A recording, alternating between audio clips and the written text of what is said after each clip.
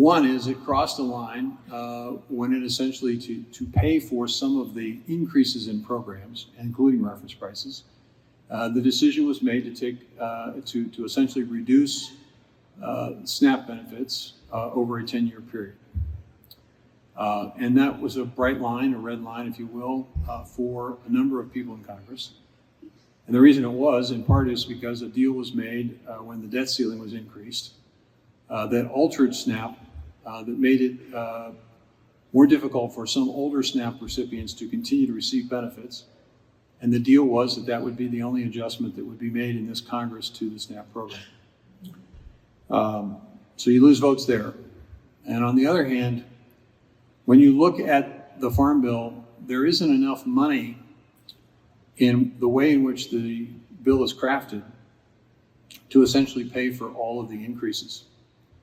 Now, it's not me saying this, it's the Congressional Budget Office saying it. They're the individual arbitrator of the value of certain policy decisions and how much money is saved and how much money is spent.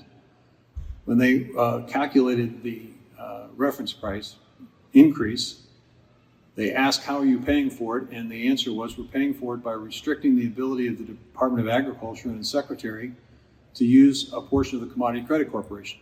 Now, this is a fund that is replenished every year.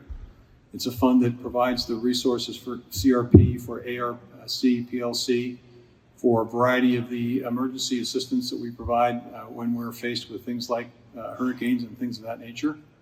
It's also the resource that we're utilizing in part to support the Climate Smart Agriculture Initiative. It's also the resource that we're using to encourage more local and regional food purchasing from small and mid-sized producers. They want to restrict that, which they have the right to do. The problem is they basically are saying that that restriction will save somewhere between $30 and $40 billion over 10 years. The problem with that calculation is that the CBO doesn't agree. The CBO basically says the calculation is more like $10 billion. So there's a deficit within the Farm Bill that was passed through committee. And when you have a deficit, you lose votes because there are some who don't believe there should be a deficit. So we're faced with a dilemma of whether or not we're going to reduce our expectations in terms of reference prices and increases, or we're going to find additional resources to be able to pay and cover the deficit so that you can put together the votes sufficient to pass the bill. And right now, expectations have not been lowered and new money has not been identified. I believe that there is a growing consensus from agriculture, from the industry, from commodity groups, essentially asking Congress to get this done. That the uncertainty for the last year plus is making it more and more difficult for farmers to feel comfortable about the situation. And they have expressed in no uncertain terms the hope and belief that this needs to get done. It needs to get done now.